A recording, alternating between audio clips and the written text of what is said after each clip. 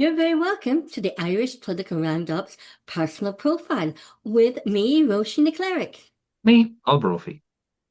And tonight, Paul, we are doing another personal profile, as I said in the intro, with our regular panelists on the Irish Political Roundup's County Councillors Caucus Roundtable, and with our young people in politics, is the up and coming and the very, let's say, politically astute Councillor Tommy Hartigan, who is a councillor with Independent Ireland. Councillor Tommy Hartigan, you're very welcome once again to the Irish Political Roundup. Hi, Thanks. Roisin Limerick. This is where we're going to get personal tonight, Tommy. Yeah. Yes, exactly. So, Tommy, tell us. You ran for politics. What? I want to start from the beginning. Were you always politically minded or politically active or politically influenced? I suppose in terms of influence, there wasn't a whole lot. My family wouldn't have any history in politics. Um, Active, suppose, in a way, as in primary school, was a kind of Green Schools Committee and was raging when I went back to visit to discover they now have a student council in primary school. Um, Went secondary school, was so mad for the student council.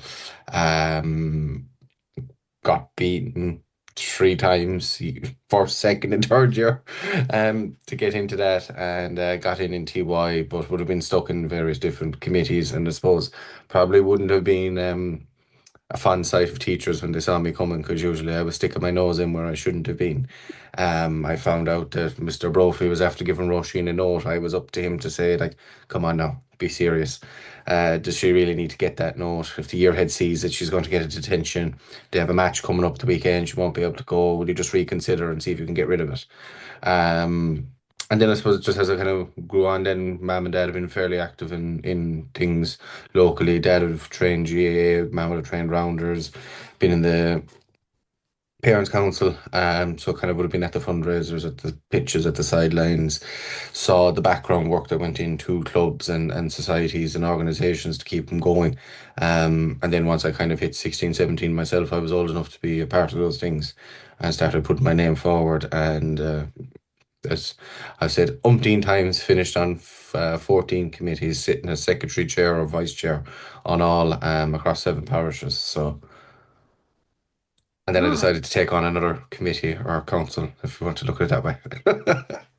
well, I would say, Paul, Tommy Hartigan is somebody we want to have our best friends if he was like that in school.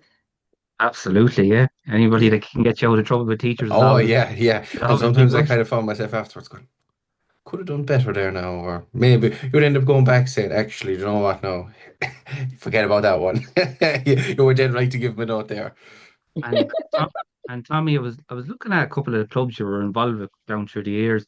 You were chairman of the Askeaton Ballysteen Youth Club. You were Just secretary in resigned actually 2 weeks ago after Okay. five, no, 2020. I got paid to go to my first youth club. I didn't want to go. That was absolute social anxiety to the max for me. And I was paid €15 to go and €10 every week after that. After 5 weeks, I stopped looking for the money. And just went going. And as few of the parents said, he came in at 13 and we couldn't get rid of him till he was 26. You were also involved with GAA clubs and soccer clubs as well.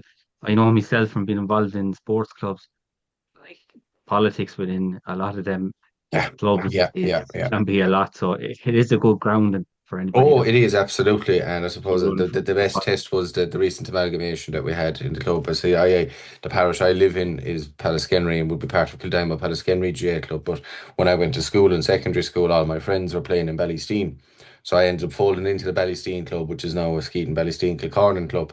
But to watch that amalgamation happen over the last, I suppose, 2 years, and the interpolitics and down to what order the colours came in, what order the names came in, the debates that had to be had about that.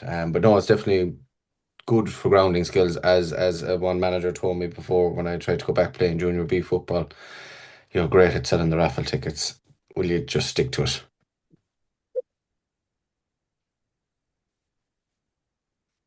Tommy, yeah. I lost sound there. Sorry. Oh, Tommy, that's terrible. Yeah, yeah, not ideal. So you're a good Yeah, salesman then. Oh yes, yes, yes, yes. I will sell them to beat the band. and exactly the club couldn't probably function without that either. Like people, No, and definitely, I think that's something that's being lost at the moment. I don't know, is it maybe people are afraid to volunteer, or people are afraid to get involved, but I yeah, definitely think it's something that I'm probably blue in the face from saying, and the players are sick of listening. That I'm trying to drive onto them. Like you do realize, without the chair, the secretary, the people that wash the jerseys, that yeah, do the pitch line and the pitch cutting, like you yeah, have nothing. I'm trying to get them involved because as in every club, but those people are growing up, I suppose, if you want to yeah, call it that, and they're getting to the stage where they don't maybe move as fast as they used to, or the energy levels aren't there. Things are filling up their time as well. Um, and I think it's probably something that my generation doesn't have is the people that are stepping up to take on those roles. yeah. Because when you're playing for a club, be it a soccer club, hurling club, uh, rugby club, all you're thinking about is playing the match and training and stuff like that. Mm. You take very little thought into like what is actually required in order Yeah, for the match to go ahead every week. absolutely, absolutely. And I think it's definitely it's I suppose it's an Irish thing. Mammies and daddies have just handed everything to them and they didn't really see what was behind it. Um, Like I remember there was one stage there we had a soccer match coming up, and I was raging at the time because we didn't have to play it. I had rang the other club and asked them, would you take a 1-1 draw? And we would have ended up, we were going to win anyway. There was no way they could have caught us unless I had to Okay. score, was it 6 goals or something to catch us? And I said, look, we'll just call it 1-1 draw. Oh no, that'd be a shameful way to end the season. So I was working in Cork at the time. I left Clonakilty at half two, drove back to Limerick, got my friend who owns a landscaping company to drop the lawn cutting machine at the pitch, cut that. It took me 4.5 hours. By the time I was finished, my co-manager, who was working in the bank in Newcastle West, had driven the half an hour down the road to line the pitch after me. He said to me, "You go away home." He said, "I won't be too much longer." And I got a message off of him at 10:30 that night to tell me that the pitch was ready to play. It rained all day Saturday, and the lime didn't have a chance to dry. Yeah. So we had to go back and do it again Saturday evening for a match at 10:30. Um, for the other team to show up. I think they just had enough for a team. I don't even think they had the full numbers, and it was just a disaster. Yeah, it just goes to show like the politics that goes on in all Yeah. these clubs. Yeah, and So then you would have maybe the secretary or the treasurer or the chairman, and then when their family are involved, then you have to be extra delicate about it. And don't even talk when it comes to ticket allocations. Thank God I never had to touch it. yeah, We had a great chairman who looked after all that stuff for us when the All Irelands came our way. yeah. But it certainly would you feel it gave you a good grounding before entering local politics? Yeah, yeah, definitely, definitely. I think you should. It's all about being not being seen is the wrong word. It's about being active.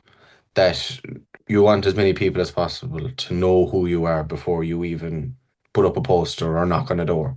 And I suppose in Ireland, it was kind of said to me years ago, agriculture in rural Ireland, anyway, agriculture, the church, and GA are three ways you will always get one of the three at it.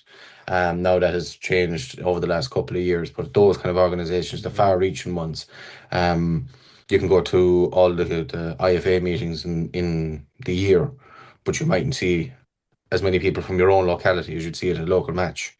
Um, and it means something then as well to people that maybe might know you that if they see you wearing the same jersey or the same half zipper with a crest, they see, oh, he's on board, he's one of the lads, that kind of situation. And it's that mm, facial recognition, isn't it? The facial recognition, Yeah. putting the name to the face, and Mhm. also the voice to the name to the face as well. Yeah. I think I've said it here before that it's like um your face almost becomes your name, and then your name becomes what you're up to, as in when they see your face they mightn't say straight away, oh, that's Tommy Hartigan, or that's Paul Brophy or Roisin the cleric. They might say, oh, that's the soccer club, that's the hurling club, that's the community games lady, that's the man mm, that's in the parents association. Those kind of associations automatically kick into people's head when they see the face and they're like, okay, there's something that I can level with him or relate to him on. Because we've had two county councillors on the county councillor caucus rotation. We had Joe Sheridan, who's from Kilkenny, he's Fianna Fáil councillor in Callan Thomastown, and we have Paul Duke, who's a Fine Gael councillor in Carlow Town, current mayor of Carlow as well. Before they entered politics, they were very, very well known community activists. So it does really make a difference. And I think those are the people you want to get involved, people who get in on the ground, get their hands dirty, get stuck in and have a track record of helping people and groups, before they even get elected, which stands them in good stead. I suppose historically, if you look back at occupations that other councillors would have had back through the last few decades, your publican, your undertaker, your retired guard, your primary school teacher, GA chairman, those kind of things were seen as stepping stones towards, as I said, getting yourself out there and being recognised. We're talking in an era before social media, before within a week there's going to be probably a 45-minute, an hour-long video of me explaining who I am. You would have had those instances where you would have seen him at the funeral, seen him at the church, collecting the kids from school, at the GA match, lining the pitch, and that was great facial recognition for them back then. And it helps you keep in touch. And well, I got a piece of advice off TD. I was still in secondary school. Got this notion in my head. Had tried all the local TDs and none of them had answered about how to get into politics, and she had been very vocal on keeping funding for the Great Partridge restoration project in Bora, County Offaly, Saoirse Clarke. And I rang her and I said, have you any advice? And it's something that I've said a couple of times, and I've said to a few young people that have come to me as well. If you're getting into politics, you need to buy 2 pairs of shoes, a pair of runners and a pair of nice shoes. If you have to replace the nice shoes before you have to replace the runners, you're in it for the wrong reasons. Oh. Wow.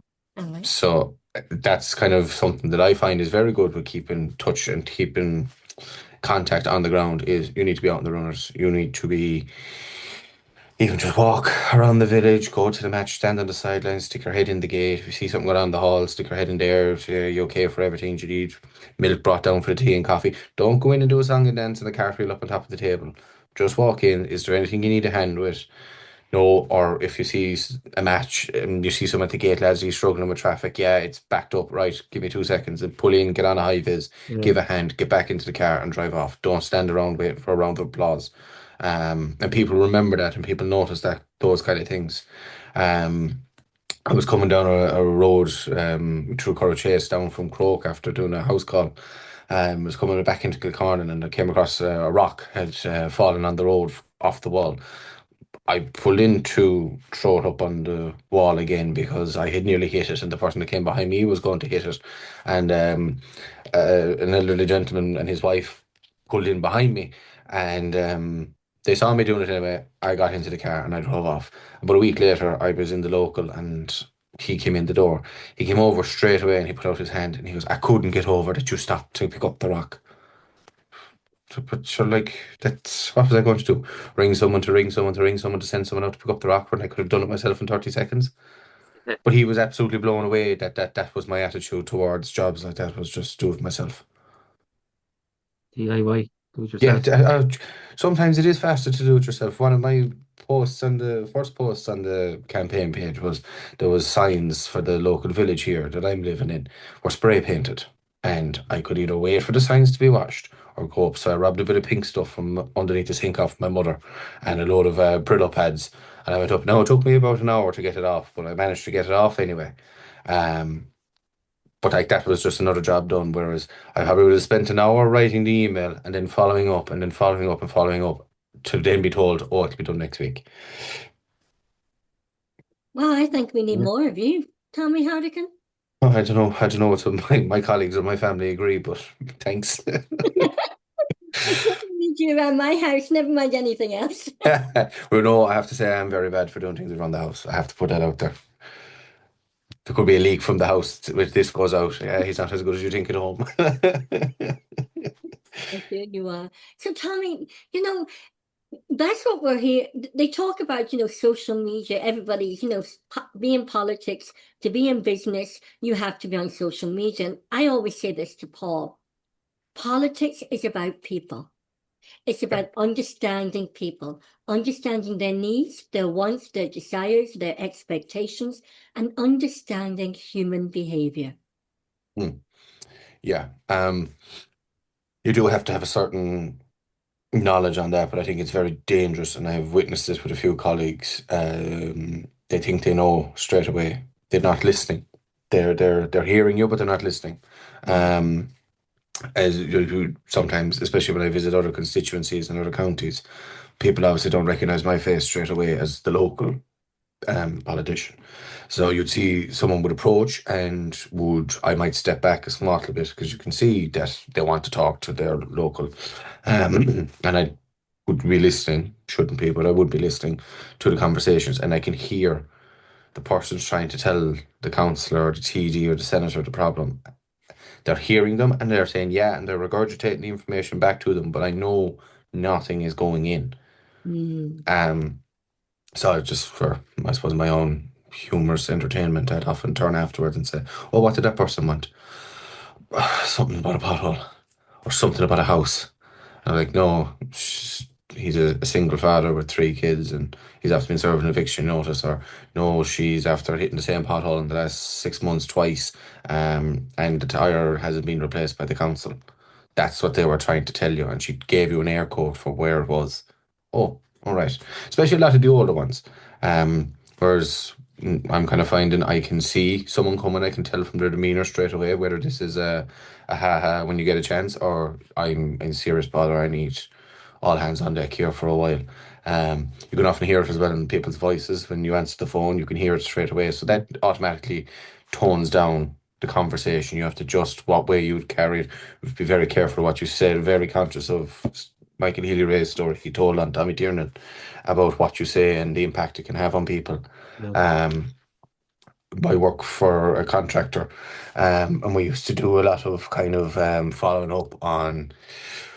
This was way before 4 or 5 years ago, but I've spoken to a few people since about it. Is we used to go around to people that maybe might have fallen behind on their bills for water businesses. Very unpopular job, I have to say straight out, and I can see where a lot of people come from with it. But we've said it to them, and I've said it to a few other people as well, that when you do go into these roles, someone rings me, chances are it's one of the worst days that they've had in a very long time. Irish people, and I have to say especially men, don't reach out for help, and it takes a lot for them. And then throwing my age in on top of it, if I had a couple 52 ring me, there's a bit of a pride, swallowing their pride, that they're ringing a 25-year-old looking for help, and you have to kind of respect that. You might know the person, you might have had an experience with them that wasn't that pleasant, but you just have to, then I have to swallow my pride and say, no, this isn't a chance for me. These people have come to me for help. Be very careful with what you say. This could end up being the worst day of their life. Be very conscious of it. Be gentle. Be strong enough to be gentle, basically. That you can be a rock for them without actually being too rough that you end up harming them as well. Yeah.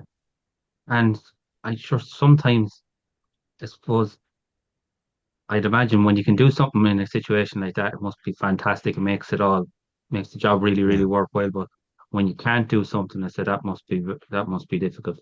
Yeah, to be honest, if you ask me to write out a list of the ones that I've gotten right, I'd probably take me a couple of hours to think of a decent enough list where I could name the example and the person. But like I can name off my head straight away 10 people that I've failed completely and utterly, just because the system was working against us, or I couldn't find a way out of it. With those people, I try to tend and pass them on to someone who might be more or might be more able to help in that field. Pass them through my local TD here, Richard O'Donoghue's office, or sometimes even he can't do anything about it. It's especially around housing, but those are the ones that I remember. And when you're living and operating and working locally, you find that you come across those people an awful lot. And I actually find it very embarrassing to be in the same room with those people, because I know they mightn't even know that I'm in the room, but know that they're there, and I'm like, yeah, that's the family now that I didn't manage to get that done, or that's the crowd that were on to me about the road, but there's an issue with the budget, or there's something about planning to do with their house that didn't work out and they've had to dial back their dream home, or they're the couple that are possibly going to have to go into a hotel next month because there's no house for them to take. Mm.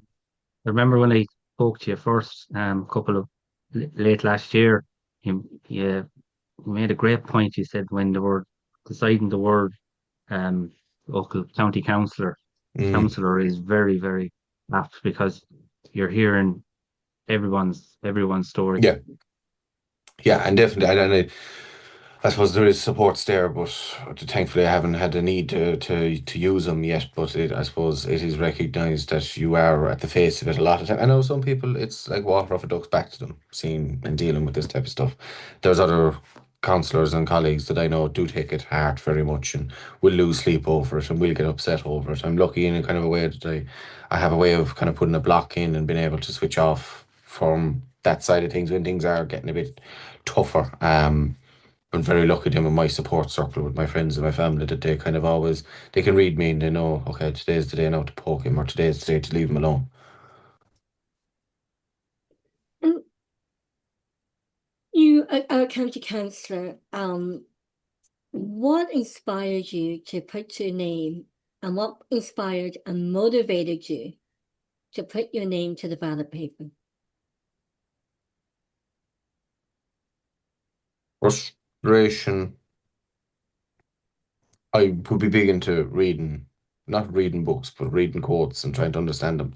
And the one of be the change you want to see is kind of one that would motivate me. I suppose, we were coming to the back into the age again where people were going abroad. It was friends were going abroad. Um, could see people back struggling again with the purchasing of houses, cost of inflation. People weren't getting bang for their buck. They were ringing councillors and they weren't getting an answer. Um, Community groups that I was involved in or knew, there was people there, they'd been fundraising for things for the last 10, 15, 20 years and still hadn't seen them delivered, hadn't gotten any assistance from anyone. Um, I suppose that they were the people that I originally said, yeah, like, I absolutely love helping the individuals, but it's the groups that you could advise and that you can help and help try and get things over the line, to see their projects fulfilled. And I get a great sense of satisfaction out of seeing the group that might have been working on the project for ages, seeing it fulfilled. And it's almost like, I suppose it's how I imagine a midwife feels, is you've seen the couple and they've put the work in and then they finally get to have the result and they're delighted and you see the joy on their face and the hard work, the sleepless nights, all that stuff has paid off. Um, now, not comparing the miracle of life to getting a hall painted, but like, when you see those kind of wins, you're delighted. Or when you manage to get a road done for a group of residents, they're kind of the main motivations. Was I felt people were being left behind and the gap between the politicians and the people was becoming too wide. My slogan at the time was, it's not you and me, it's us. There's no you and me, it's us. Simple as. I would much rather be in the car park directing traffic at a fundraiser than up on the stage wearing a suit and tie, hope to get a round of applause and hope to get my picture in the Limerick Leader. Um, that's where I prefer to be. It annoys a lot of people that have advise me and are trying to help me. Um, I would rather go visit a training session of a team that are going to a county final than to be what I could call fake, putting posters on the side of the road. Best of luck to uh, Brophy Rovers against Hartigan Rangers. Do you know, I'd rather actually go visit the team or call into the pub that I know that they're going to after their win and put a few drinks behind the bar and just walk away and leave it at that. The small little things, because Yeah.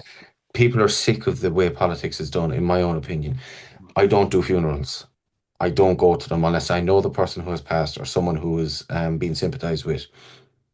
I find it actually very disgusting seeing politicians going to funerals for people that they don't know. You are taking advantage of a family's grief to be seen to be the great man or woman who made the 20-minute journey and stood in queue for an hour. That's Mm. all you're doing. if you're really that bothered by it, send a mass card. That's just my own opinion. Um, because I think people prefer more of a personal touch. I'd rather call to the family in a week or two after and say, look, sorry to hear about Josie, or sorry to hear about Mary, or sorry to hear about Frankie, but if there's anything I can do, please let me know. And that is Why in probably why when we phoned you a good few times and we said, will you come on the County Council's caucus? I really apologize. I can't. I'm directing traffic at a funeral. Yeah. Because you say you'd rather be directing traffic Hmm. than anything else. Yeah, I had a conversation with a minister who called to a funeral. The neighbours called in and asked me would I be available. And with my day job, I have a van with the chevrons, the reflective lights on the back, and the orange flashing light. And they asked me would I step in for traffic, and I said, yeah, can do. Yeah, just tell me where and where you want me. Um, and he passed by and he said something along the lines of, "Oh, were you inside already?" And I said, "No, sir, I haven't a clue who he is." He goes, what do you mean?" I said, actually don't know the name of the man that's dead." He said, "How do you not know the name of the man?" And he stopped dead in the road. I said, "Will you come on? There's cars behind you." I said, "I'm sure when the family figure out that I was somewhere floating around the place, they'd rather see that I was outside here helping than actually inside here clogging up the house." But I didn't know. It was just that his neighbours had asked me would I be able to come on. I give time and if I had traffic cones and those type of things. So I had gathered them and given the time that I was able to give on that evening. But actually, to this day, I could not tell you the name of the gentleman that had passed away. You don't need and to why in know, do you, to do a good sorry, deed?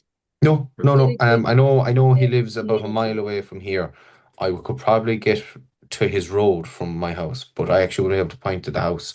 Um, And they kept telling me, you do know him. I said, lads, I genuinely don't know. I'm sure he was a lovely man, but I don't know who you're talking about. I was just asked, could I give an hour to direct traffic on the main road? It's not that deep to me. I was just asked to help and I was available that evening. So that's what I did. But what you were doing is you were helping someone go to the final resting place. You were helping in their final goodbyes to their families. Mm, You didn't know them, but you were helping someone. You were helping a family and a community in grief. yes. Like, that's lovely. And I think that's one thing that's actually what I prefer about, I suppose people have asked, oh, what's the difference between urban and rural? The rural, I just think it's amazing the way everybody knows mm, everyone and everyone chips in. Um, I was working in an estate today with a colleague and we were looking for an individual who had rang in complaining about that they reckon they had a leak on their mains line. And I knocked on the door. I said, I'm sick of this. I said, we've been walking around this place for ages. So I just walked up and knocked on the door. I said, hiya. I said, my name is Tommy. I work for da da da on behalf of Ishkare. And can you please tell me where does Roisin Cleric live?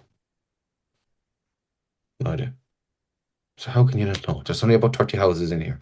Come on, it should be, and no, it was just inside in the city they hadn't a clue. Whereas, like that, no, that's a very bad story to bring up. Actually, considering that gentleman only lived a mile away, and I didn't know who he was. But you get my point. That everyone rows in behind each other, and Yeah, we're very lucky in this area here. There's almost, I don't think there's ever any text messages sent out. It's just automatically assumed when the news breaks that they come together. those four or five people right there are going to do the traffic, and you just kind of might give them a ring to give them a time. There's no question, and they're going to do sandwiches, and sure he'll make the soup. Will we contact the priest? No, he'll know. He'll call on when he's ready, and then you'll have the five or six guys who will go to the grave, and they'll just start digging at the family plot, and that's kind of just done. And there's no right. We need to have a meeting, and we need to organize this, and we need to organize that. No, it's just done. Simple. and That in is what you 2020 die, Paul. sorry, and in 2024 you were very successful. You Independent Ireland, you won two seats in uh, your local electoral area of Adare, Rathkeale. And that was some achievement. Mm. You could have ran as an independent. You could have ran for another party. Why Independent Ireland? I suppose I had looked at all the rest of them, and none of them really tickled my fancy. I always saw Fianna Fáil as the country that wrote the party that wrote the country off. Um, Fine Gael were the ones that had claimed to have fixed it, but seemed to have been going back the other direction again.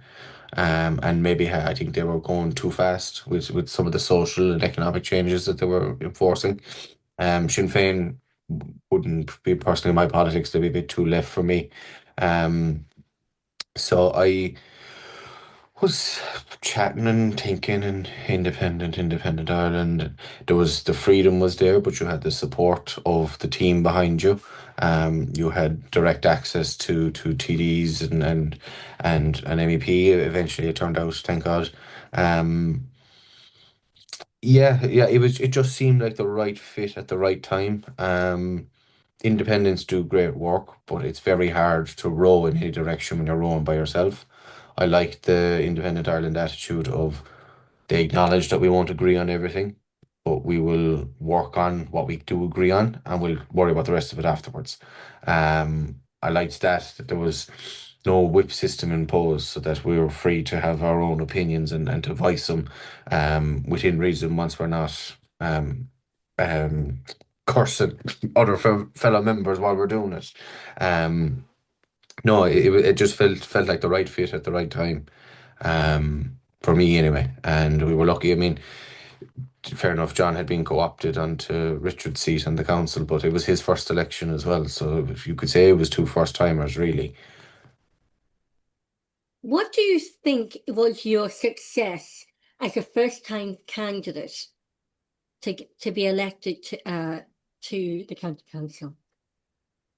I I'd say I'm kind of going by the reactions that I got at the door and what my team came back and to me with was it was okay. You'll always have the first time bubble because people will say, "Sure, we'll give them a go and we'll see what happens." Um, and while I do acknowledge that was definitely a factor, I would nearly counter it with my age would have crossed that out if that makes sense. That they would have said, "Yeah, he's a first timer. Sure, we'll give him a go. He's 23." I would have said those numbers probably leveled off and nearly cancelled each other out. Um, but I think it was the being known, geography, timing, and I suppose bluntness with some of my answers. Um, there was one house I went into. Oh, you're very young. Do you not think you should have a bit more life experience? And I said, do you know what? You're absolutely dead right. I turned and walked away and I stopped at the bottom of the step at the door and I turned and I said, at the time, I said, Micheál Martin and Leo Varadkar's life experience is serving you very well, isn't it? I walked out the gate. I was annoyed. We were after 9 hours of this. It hadn't gone well for me that day. The canvassing. The gentleman I was with just looked at me and he goes, you're just after losing this whole house. You're not going to get anything out of it. I said, I know, Patsy, but just get into the car. We're finished now. I said, I'm going. I got down to the next house and I pulled in, my phone rang, and a car came up and pulled alongside us. It was the family had followed me out to apologise for their attitude and that they had said that they mightn't give me the one, but they definitely consider me for a two. And I was like, okay, so that works.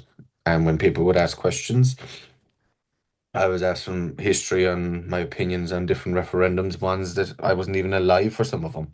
And I answered them as honestly as I could. And one individual turned around to me and she said, I completely disagree with everything you just said. She said, but you answered me honestly.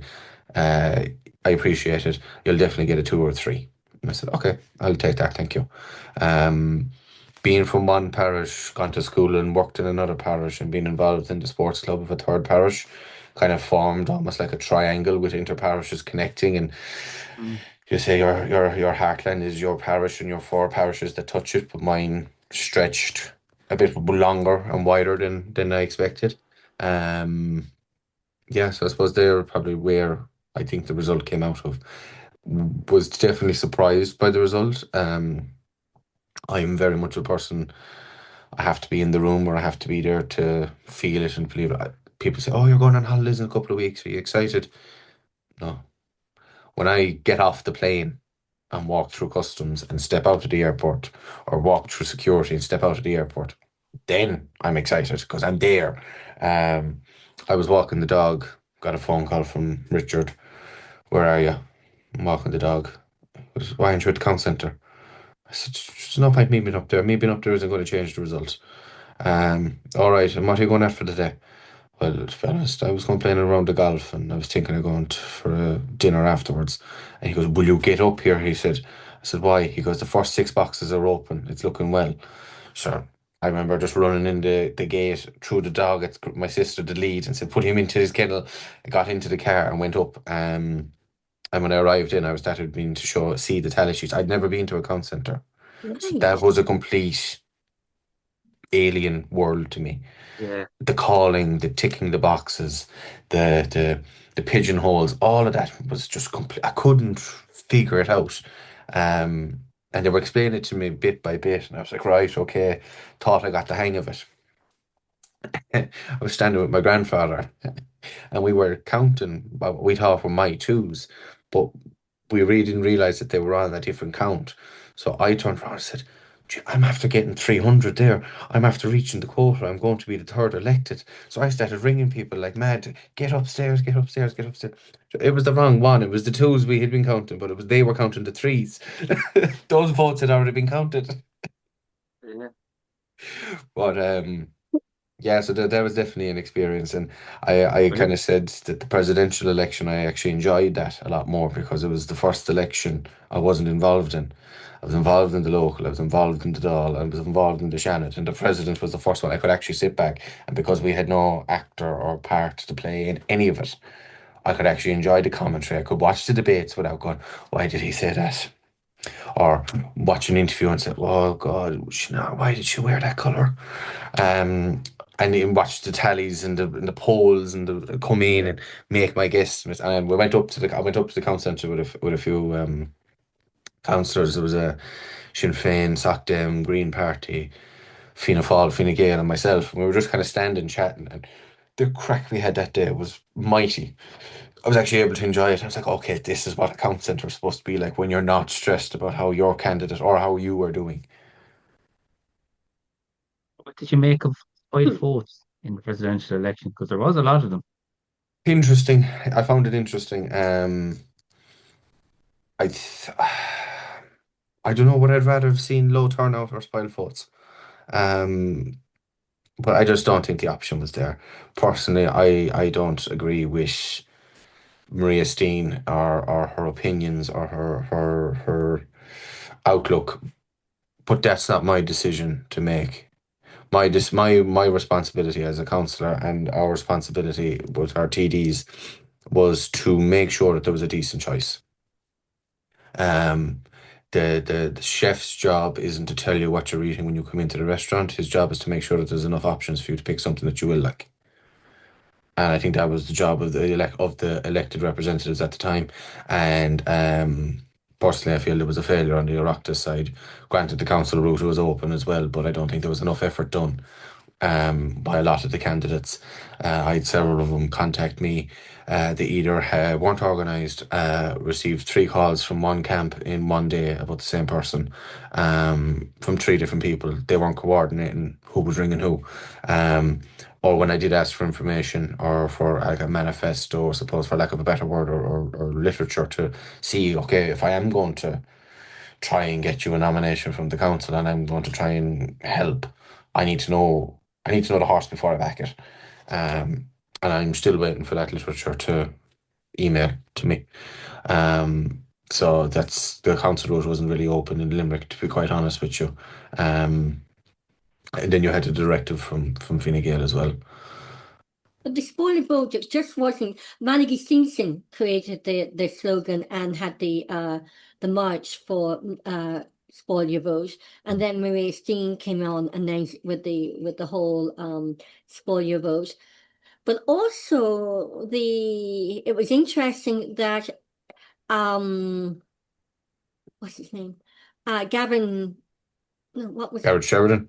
no, what was the other guy that ran, the GA guy? Oh, Jim Oh, Gavin. Jim Gavin. Jim Gavin.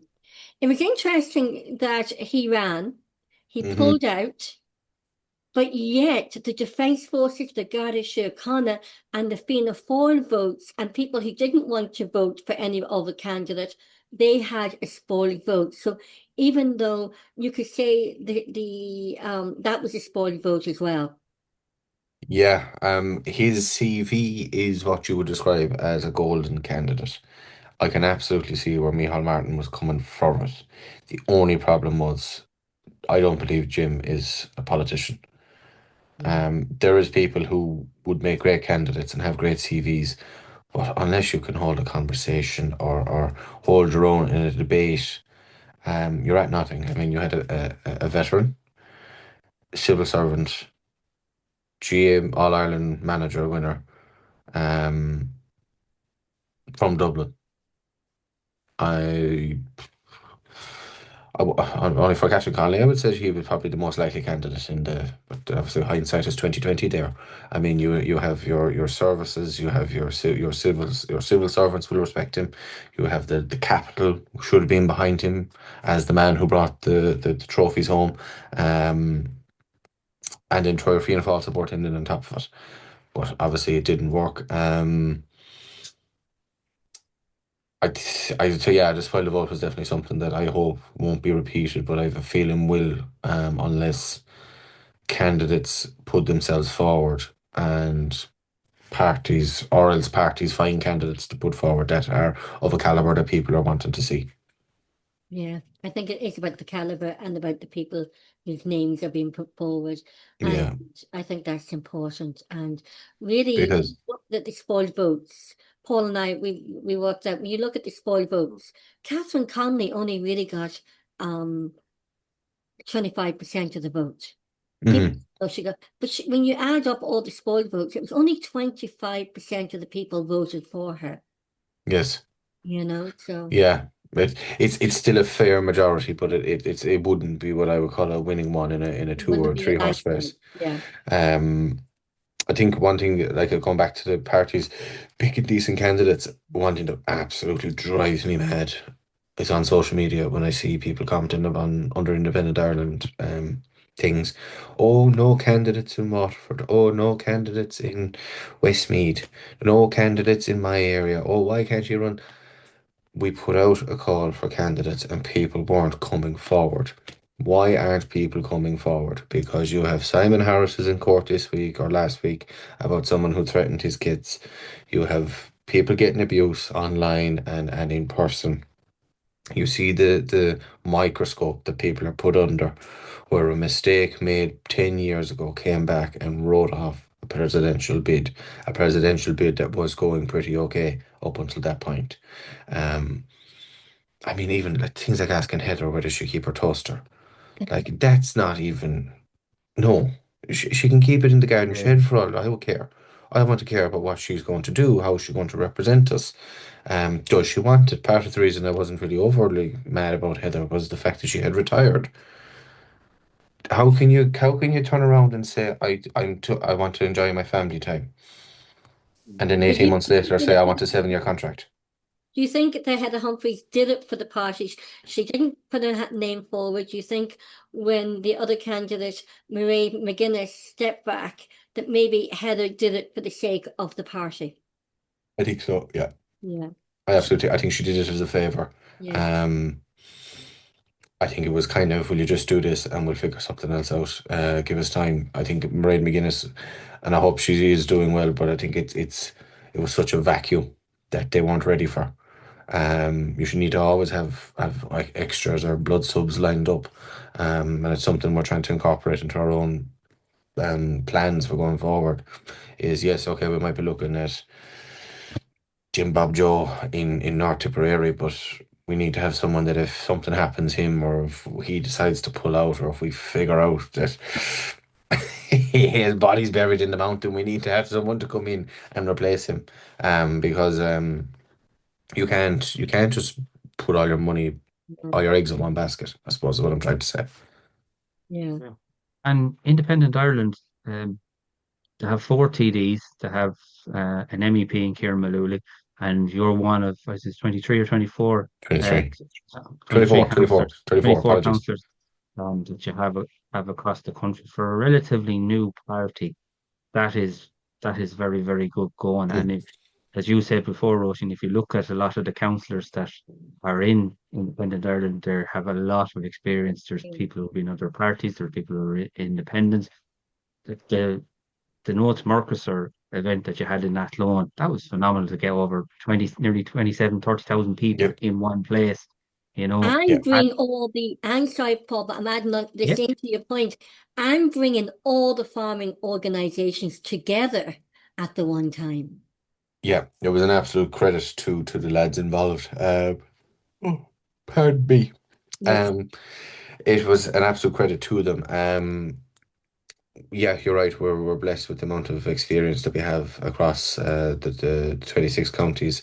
Um, hopefully we will grow in the next year or the next couple of years, and I'll be able to say we have loads across all 32 counties even. Um, but yeah, I mean, it can be a bit of a what's the word? Be a bit of a party house at times in the way that you've so many opinions from so many different angles, sides. Um, like for example, I hate cycle lanes, but we have some of our urban councillors think they're great. Um, I'm against urban sprawl, but then I have urban councillors who are against high rises. Um, so sometimes it can be interesting to try and get everyone on the one page, or to even write down what everyone feels on one page is another thing. I don't envy the lads in that regard. Um, but no, we've loads of experience across different industries, from everything from hospitality to agriculture to forestry to finance to law to I think one of them. I think Bill was in the Merchant Navy. Yeah, he he was. was, Yeah. yeah. Yeah, yeah. So like I mean, you have literally everything that falls into what I would call I called it a party house, but I suppose controlled chaos in a way that we do get things done. They don't get done as fast as personally I'd like them to get done, but you have to try and keep everyone in mind. We have some of our politicians will be left leaning, some of them will be right leaning fiscally and socially.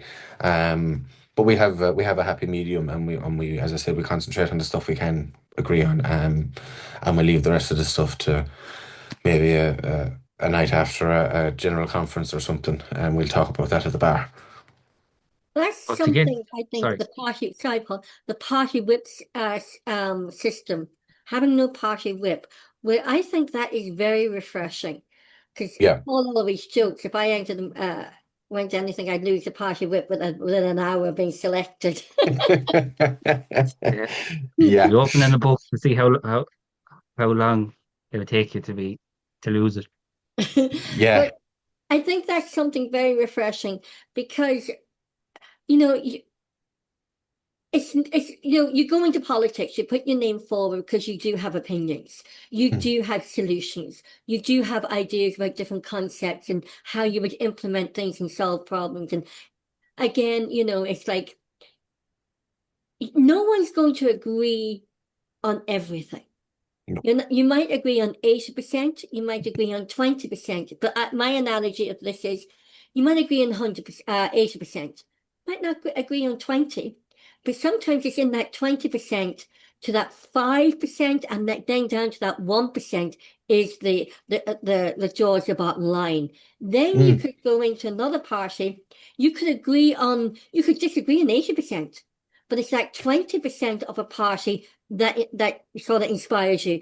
And then it could be that 1% or that 5% that really says, okay, this is why I'm here. So Yeah. it's good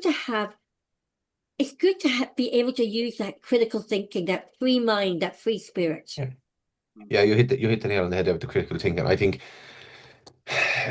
having conflicting opinions invites challenge, and I think only cowards are afraid of challenge. Because it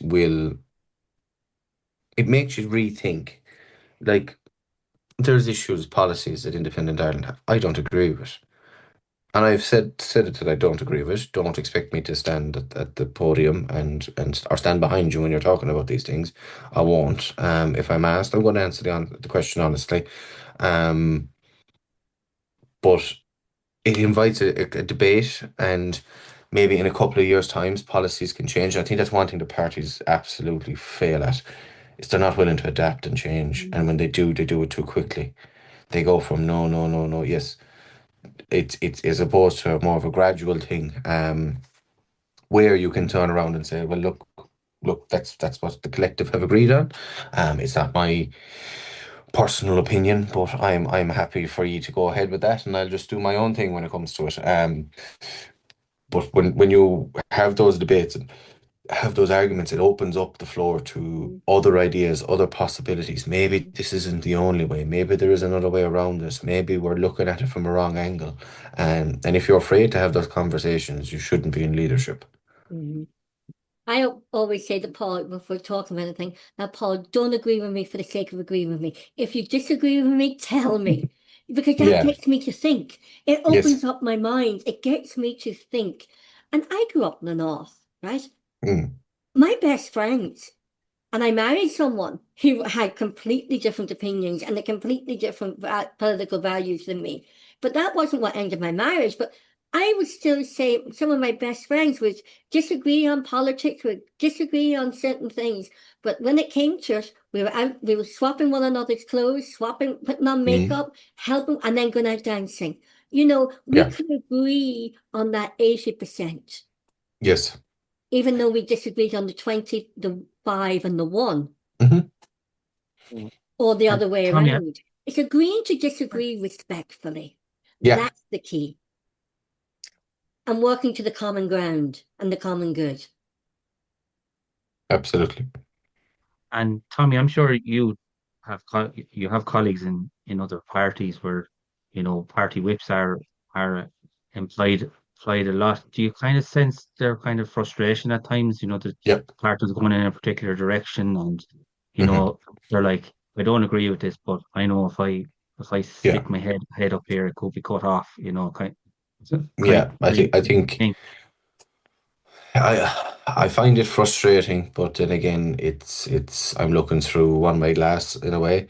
When I see it happening, and you'll come out of a meeting and like, oh, I can't believe that such and such said that, or such and such said this, or I can't believe that that went through. This budget is a joke, or that amendment was a joke, and I could just stop and look at them. But you voted for it. Oh yeah, but the whip. I said, right, good look, just walk away. And they're like, oh no, but it's different for us. It's different for us. And I said, yeah, it's different for you because you're letting it be different for you. I said, I guarantee you would garner a lot more respect if you turned around and did that. Oh, but I have to think of my seat and I have to think of this and I have to think of that. And I said, yeah, I said, can you imagine? And I'll always kind of change depending on the party. Can you imagine if Fine Gael, if Michael Collins had that attitude? Oh, it's my seat. I have to do it this way, or De Valera for Fianna Fáil. It's just so frustrating because, and I've said it a load of times, and sometimes I've gotten some flack for it. I am under no illusion. Every person who gets into elected roles does so because at the time, at the beginning, they're doing it for the right reasons. They believe they can help. Something happens along the line, and some of them go bad, but we can't judge all of them off of the ones that go bad. Um, and I see it in colleagues as well from other parties. There's some amazing people. I have some very good friends in them. There's ones there that have noticed me struggling and have reached out and asked, what are you struggling with? What form you can't get your hands on, or what staff are you struggling to get around? Um, it's really frustrating, I won't say I'm disappointed, but when you see them voting for something that they don't support or don't believe in, um, it can be a bit soul destroying in a way because you kind of feel like when I got in and I was getting to know, I was like, these are people I can work with, and I said that at the beginning I've told Independent Ireland, I will work with anyone to get something over the line. Don't tell me not to work with a specific group of people because I will. I'll just ignore you and I'll do my own thing because that's what I got into politics for, I will work with whoever I have to get things done. And I was asked that question, oh, if you got the opportunity, would you go into government with Sinn Féin, Fianna Fáil or Fine Gael? It depends if I was getting back for it. Politics isn't about, oh, I go up and roar and shout and they roar and shout back and then something happens. Politics is about give and take and compromise. Um, And and you have to, negotiation. and negotiation. And if I turn around and I'm like, okay, I'm going to get another hospital for Limerick, The Fines Road is going to be funded. I'm going to get 3 new secondary schools built. They're going to give me bus routes out to the countryside, and I'm going to get 5 water treatment plants for my constituency in return for sitting there and saying nothing. I don't have to vote with you. I just have to sit there and be quiet. I'm like, yeah, I have no problem with that because that's my job is to deliver by any means necessary once they're legal for the people that voted me in. As serving the people within your community Yeah, or your I community. think every TD and senator should be nearly told, go up there and don't be afraid about losing your seat. Mm. Because for a lot of them, it's just about survival. Yeah. And councillors are the same as well. There's a lot of them inside there. I will walk away the next time if I feel I'll keep going until I feel like I'm not wanted anymore, and then I will walk away. If I lose my seat, I will put my head up and say I gave my best for as long as I could until the people decided they didn't want me anymore. But there's a lot of them are like, no, it's almost like it's part of their personality that they have to have a seat, they have to be doing it because this is the way they were bred, and this is the way that I was reared, and this is in my it's in my what's the word? It's in my blood that I have to do it. No, you don't. There's only two things you have to do in life is pay taxes and die. I would say that's one of the biggest eye openers since you got elected. The whole what you see with your colleagues and how we're constrained with the party whip and how they vote, and I'm sure there's other things that since you've been elected nearly Mm, 20 months ago, that is kind of like, whoa, I didn't yeah. expect that. I can't get over how well everyone gets on behind closed doors. I actually find that crazy. And I suppose maybe I might be guilty of it the next time around, but the election time they were fit to kill each other. Um, and then you go into a room and the two people that were only reading the back off of you, but they were reading the back off each other, are sitting on a couch having a cup of coffee together, and you're kind of looking going, "Am I in the right chamber? Have I walked into Kerry or Clare by mistake? Did I take a wrong turn on the motorway?" Um, yeah, that's an eye opener. How powerless councillors are as well has been quite an eye opener. We're very limited with what we can do.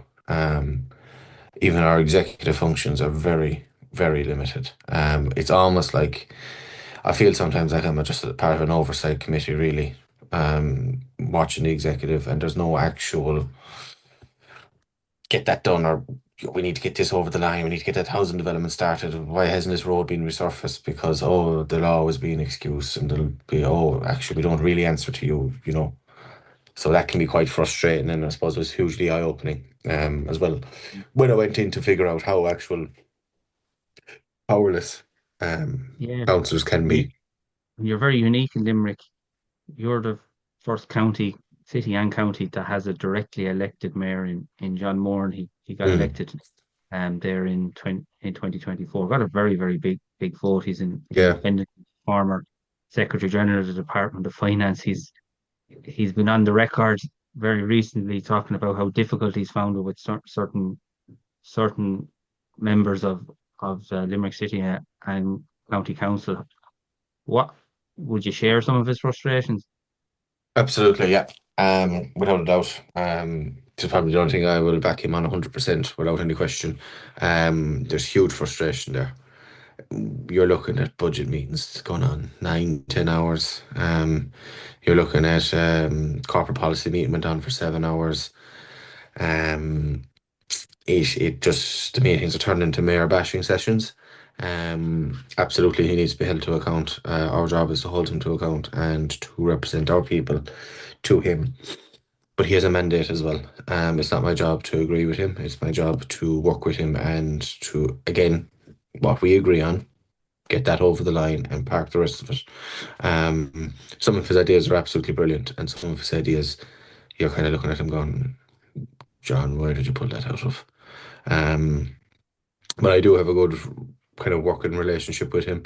Um, he mightn't always listen to me, but he'll give me the time of day to actually hear what I have to say. But that's the rest of them. Well, not the rest. No, that's a lie. Not the rest of them. The main two groups, the FF and FG, they're just not working with him. There's a small contingent are deathly against him, and the rest of them are being forced by the whip to support them.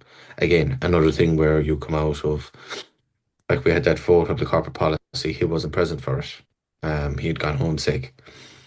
It was forced through without any consultation with the opposition and ourselves. And speaking to colleagues afterwards, they were like, it was a disgrace. It shouldn't have gone through while he was absent. There was a vote to hold it off, and you voted to push it through, and you have the neck to stand here in front of me and tell me now that you think it was the wrong thing to do. Were you asleep? Or do you just not care? Which is why I'm not talking to two of them at the moment. Do you think have And we become, even within politics, too politically correct? Absolutely, absolutely.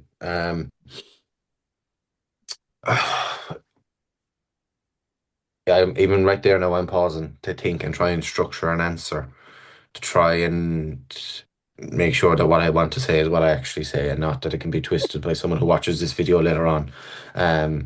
Yeah, you're very conscious about what you can and can't say. I'm even nervous about saying sir or madam or Mr. and Mrs. I would be worried that I would upset or offend someone Well, do you know what? unintentionally. I don't. And Paul, I don't. Do you know what? It is what it is. And the people are so. Now, do you know what I value? I value people's, as you said at the beginning, your bluntness. Because Paul always used to say, Roisin, I really admire your bluntness. But you know what? I've never met anybody as blunt as you. I'm maybe it's the northerner in me. We say what we think. We say what we think. We don't go around the world for sport. It is what it is. You like me or you don't like me, but at least people admire you for your honesty, is what the people who you canvassed at the door said. They admired you for your honesty. That's what people want back. We are sick of, and I'm talking about even the media. The media are as guilty as influencing that. The media are guilty for, I'm going to sneeze, excuse me. That's true. Thank you. The media, that's why I left the radio. I left the radio in 2022. I mean, you weren't allowed to have a balance. You weren't allowed to have opposing opinions, which in every media exam, you're supposed to have a balance. And people are fed up of all this political correctness. Maybe that's why, one of the reasons why the spoil the vote was successful. That was people protesting at the political correctness and the censorship of people not allowing to have their critical thinking, even in college. The lecture. Yeah, I would agree. I would agree. I was actually even told a story today about it was around the time of Brexit, and we were asked to write papers for this writing competition. Don't ask me who was running it. I can't remember. I didn't really care, but it got me in front of a computer. And I suppose at 16, I was delighted to be in front of a computer. I didn't have to read a book or anything. And I wrote a paper about the social and economic impacts of a United Ireland that would result of a yes vote in Brexit. I handed it in, expecting teacher read it. It's brilliant, Tommy. It's absolutely brilliant. We're going sending it in. Never heard another word about the competition. Thought of it about a month later. Asked, how's that writing competition? It was decided that yours wouldn't be added to the published list because it might be too thought-provoking, and this was a cross-border initiative. Isn't that what politicians and media and even college lecturers, they tell you to think critically. Give me something. I don't know if you can see that, but I'm reading this at the moment. Take it away from the camera a little bit. For and against the United Ireland. So there's United Ireland. I'm from Derry. I'm from Derry. And I asked Deputy Kathleen Function when she was at TD at the time, walking down the street, we met her in the street, and she talked about United Ireland. I says, I'm from Derry. Have you done any focus groups? Have you asked the people of the north, do they want a United Ireland? Because I know the answer. Because they call me Roisin up north. Roisin, what are you doing down south? Come back home. How do you afford to live down there? Come back up. And you know what? When it comes to the economics of it, they don't want a united Ireland. No, Because, no.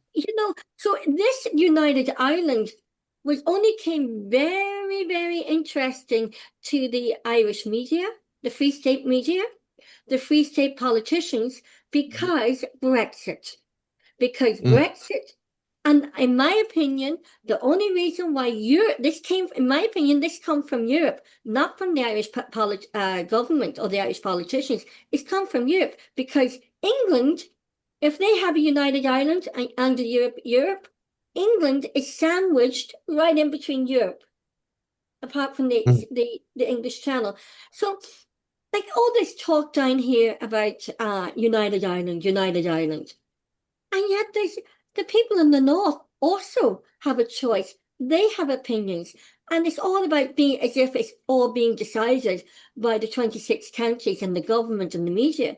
But you know what?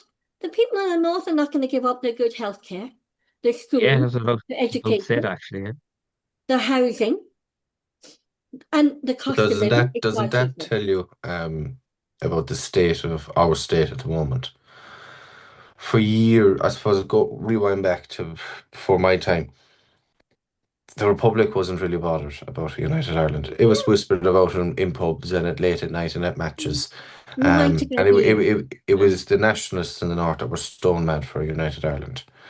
Now, we're on to the stage where the Republic are like, yeah, that'd be a nice concept, and the Northerners are like, we don't want it. No, we're happy with the NHS and all that stuff. I suppose the UK as a whole looks at Northern Ireland as a drain on its resources. Yeah. It's not a net contributor; it's a net taker, if that's the But receiver of Europe, funds. but Europe now sees it as a strategic Mm. uh, move.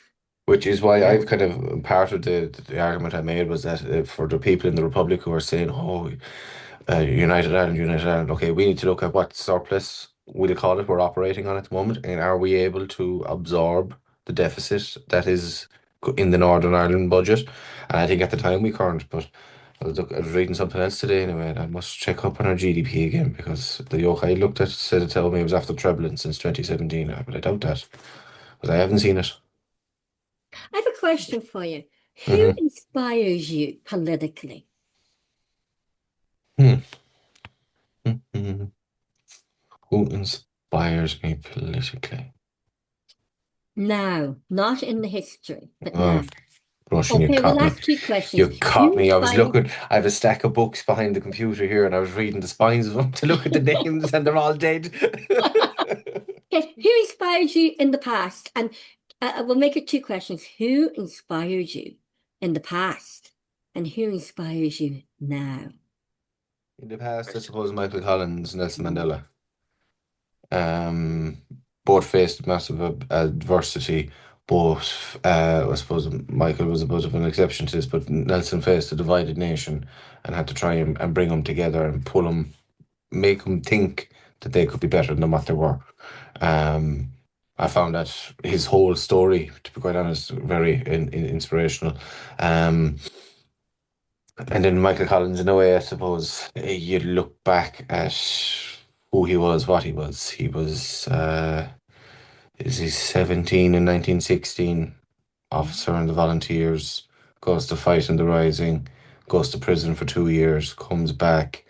By the age of 28, he's Minister for Finance. By the age of 30, he's Commander in Chief of the IRA. And by the time he's 32, he's shot in the highlight of his life. I think a lot of people disagree with me, but I think what he got in the 26 counties was the best deal that he could get at the time. And he truly believed that it was a stepping stone to getting the whole 32. I think anyone who says otherwise doesn't understand strategy or logistics. I would be a big, I suppose, geek or nerd when it comes to those kind of things too. The logistics of what's happening in the Middle East at the moment is fascinating to me. He knew what the army that we had at the time was going to be able to do, and he had to make a call. And be he right or be it wrong, that took guts and courage to do, and you have to respect that. He knew, as he said, De Valera was supposed to go, but De Valera knew the outcome, so he Yeah. sent Michael Collins. And the funny thing, interesting thing is, many of us up the north, especially my grandmother, right, in the 6 counties, I didn't know who De Valera was, but I knew I wasn't allowed to mention his name in the house. Mm, And yet, yeah. when you think it would be the opposite, you think you wouldn't be Yeah. able Yeah, to say Michael Collins. Yes. We in the north knew that he was set up and he was It was sent set up. over. And It was a political assassination. yes, In terms of he wanted to kill his political aspirations. I was pretty sure Dev would love to have sent him off to the army and left him there. He would have had his Bunrock na hair, and it would have said that he couldn't have been a part of political life. Um, and I think that is part of why that is in it. Why members of the defence forces aren't allowed to run for political office or to be a member, and why politicians aren't allowed to be part-time members of the guards or the defence forces. People say, "Oh, it was fascism in Europe at the time, and oh no, Duffy scared Dev." No, Dev was afraid because Michael had the best of both worlds. He was a light politician. He was Minister for Finance. He was the head negotiator, and he was in charge of the army. And he could have exiled Dev to the Aran Islands if he wanted, and no one would have batted an eyelid because everyone liked him so much. he had And integrity. he had integrity as well. He had integrity. It's always And one they of those mysteries, I suppose. We will never get the answers to, but I'd love to know what he was doing in Cork. yeah. Was he actually going to meet someone, or was he just inspecting barracks? I'm not sure that a man who was coordinating a war effort was going to be driving around enemy territory, checking in on 12 or 14 lads inside the barracks to make sure they had the fire lighting and that their boots were shiny.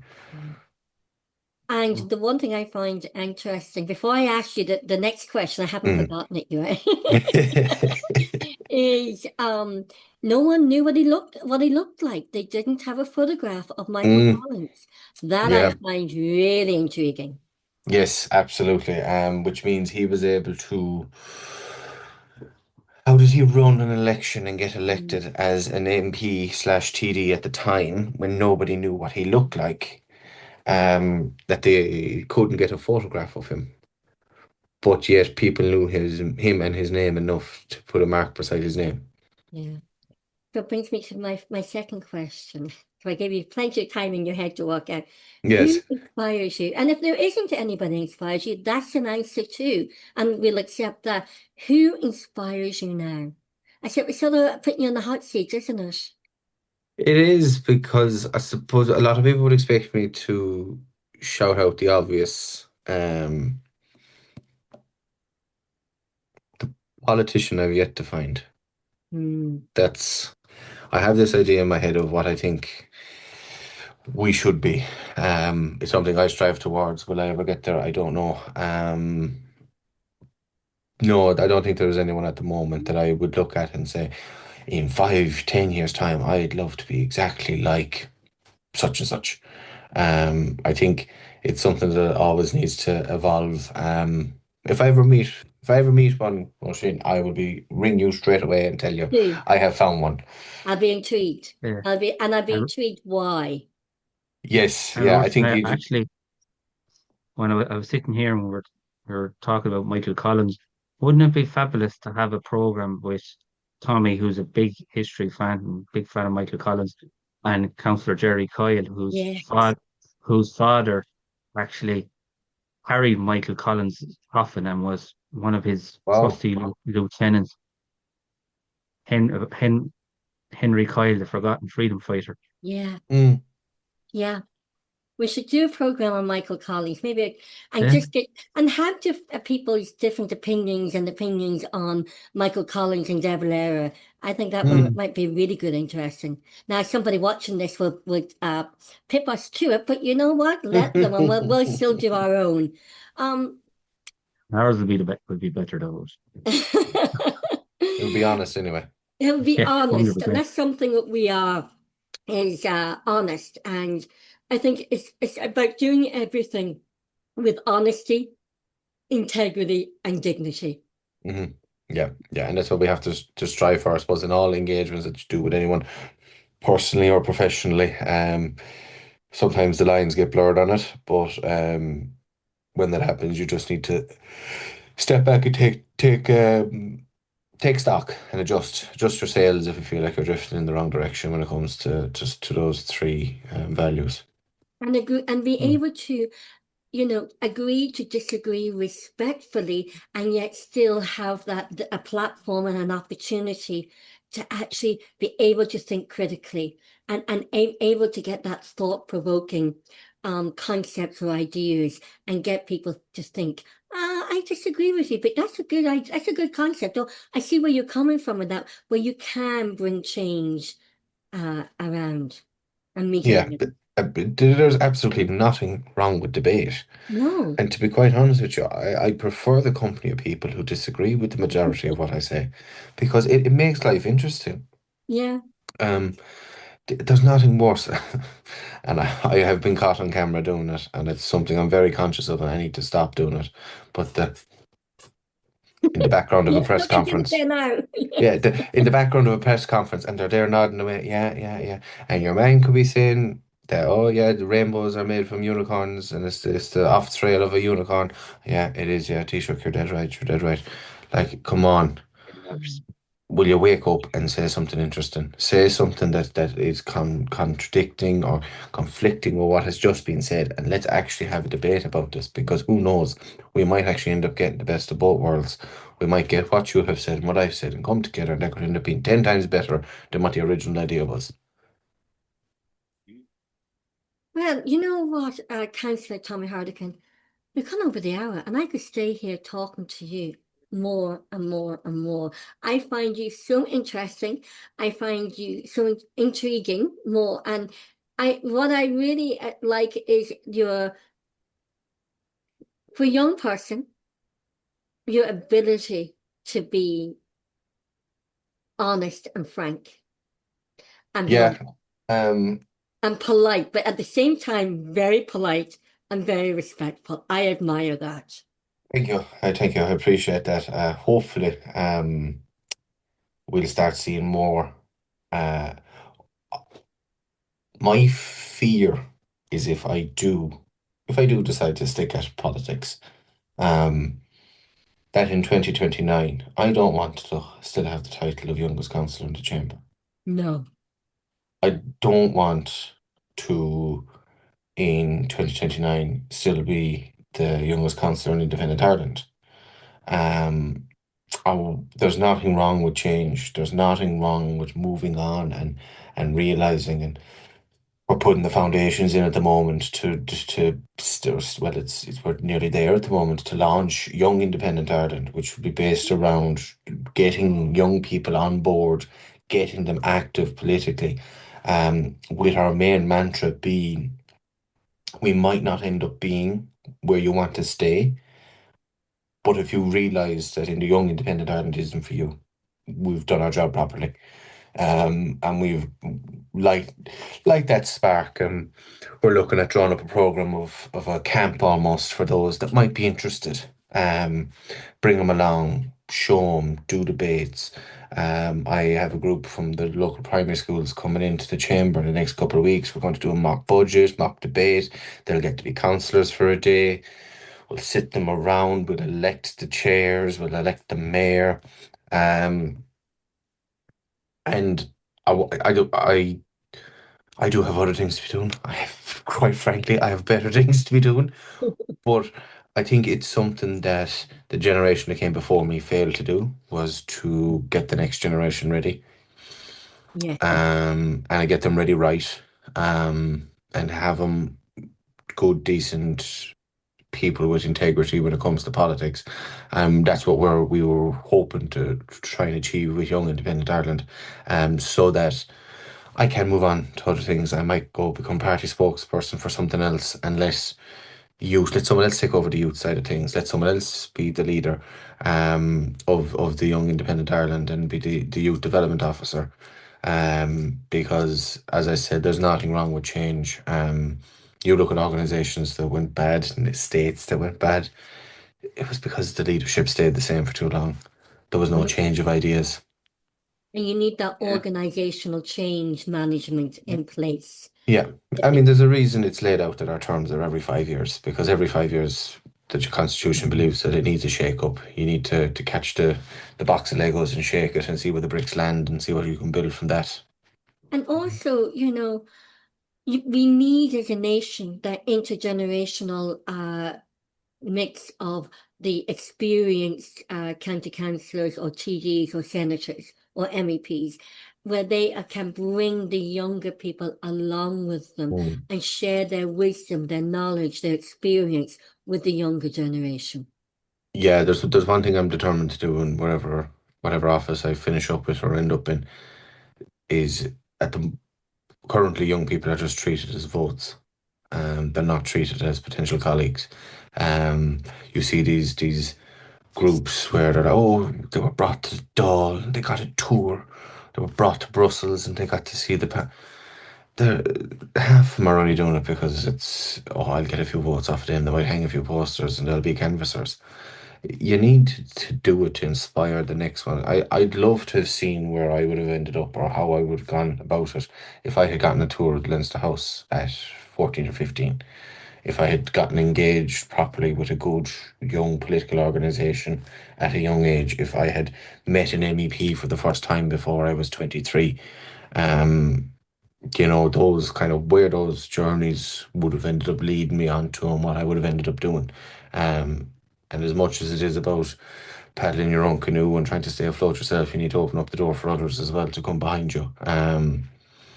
Because as I said, there's no point of being part of a trailblazing organisation or something along those lines if you're going to close the trail behind you as you go to make sure that no one comes up from behind you and overtakes you. Even the word trailblazer, I do not like. It's just a word salad. What's the other word I always use? I like that word salad. That's good. Fake. I like that word Fake. salad. That was a good one.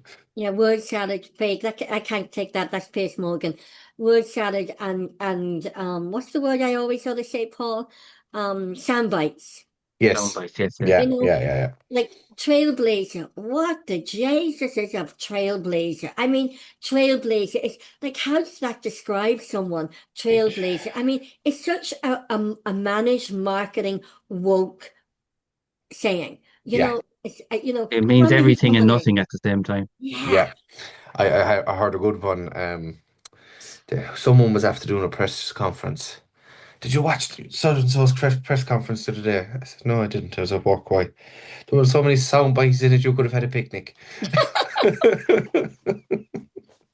like that. I'll make No another one sound of that. bites in this one anyway. No, Cllr no, Hartigan, thank you so much for no, coming my on to pleasure. the Irish Political Roundup and letting us and our viewers and the people of Ireland, and especially in Limerick, get to know you a little bit more, because I always say it's the personal vote. People like to get to know the man or the woman behind the politics. Thank you very much for having me. I hope you enjoyed it and I answered your questions as fulfillingly as I could.